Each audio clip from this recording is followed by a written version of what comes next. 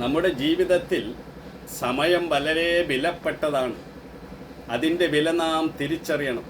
സൂര്യൻ ഉദിച്ചസ്തമിക്കുന്നത് എല്ലാവർക്കും ഒരുപോലെയാണ്. ചിലർ ഈ വിലപ്പെട്ട സമയത്തെ വേണ്ടതുപോലെ ഉപയോഗിക്കുന്നു.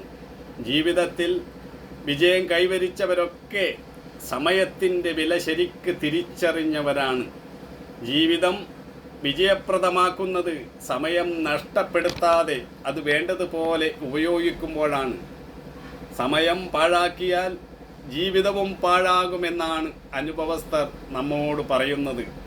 സമയം ആരെയും കാത്തു നിൽക്കുന്നില്ല. അതിന് അതിൻ്റേതായ താളമുണ്ട്. നാം അതനുസരിച്ച് നമ്മുടെ ജീവിതത്തെ ചിട്ടപ്പെടുത്തണം. സമയത്തെ വിവേകപൂർവം ലക്ഷ്യത്തിന് വേണ്ടി ഉപയോഗിക്കുന്നവരാണ് നേട്ടങ്ങളെല്ലാം കൊയ്യുന്നത്. ഓരോ ദിവസവും ചെയ്തു തീർക്കേണ്ട കാര്യങ്ങൾ അന്നു തന്നെ ചെയ്തു തീർക്കണം.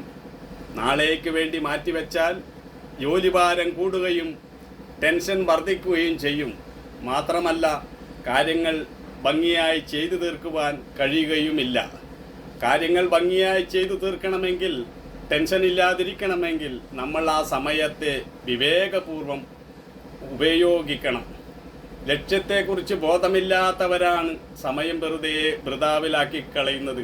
അവർക്ക് ഒടുവിൽ നിരാശ മാത്രമാണ് ഫലം.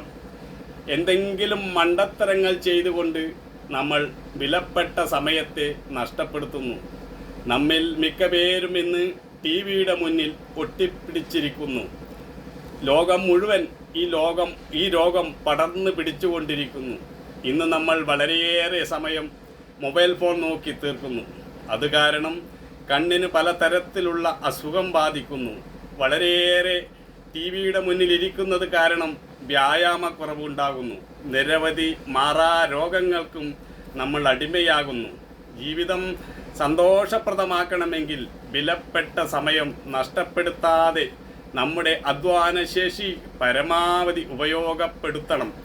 മടിയന്മാർക്ക് ഈ ലോകത്ത് മഹത്തമായ ഒരു കാര്യവും നേടിയെടുക്കുവാൻ കഴിയുകയില്ല. സ്വന്തം ജീവിതത്തിൽ ഒരു ചിട്ടയും നിഷ്ഠയും കൊണ്ടുവരാൻ നാം ബോധപൂർവം ശ്രമിക്കേണ്ടതാണ്. ചിട്ടയും നിഷ്ഠയുമില്ലാത്തവന് ശ്രദ്ധയുണ്ടാവുകയില്ല. അവൻ ഒരു ജോലിയും കൃത്യമായി ചെയ്തു തീർക്കുവാൻ കഴിയുകയില്ല. നമ്മുടെ വളർച്ചയ്ക്കും വികാസത്തിനും തടസ്സം നാം നമ്മോട് തന്നെ നീതി പുലർത്താത്തതാണ്.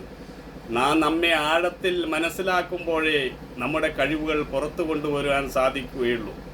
മനുഷ്യൻ്റെ അധപ്പതനത്തിൻ്റെ മുഖ്യ കാരണം ആലസ്യമാണ്. നമ്മുടെ സർഗശക്തിയെ ഉത്സാഹം കൊണ്ട് ജ്വലിപ്പിക്കാൻ നമുക്ക് കഴിയണം. അപ്പോഴേ ഊർജ്ജസ്വലമായിട്ട് നമുക്ക് മുന്നോട്ട് പോകാൻ കഴിയുകയുള്ളൂ.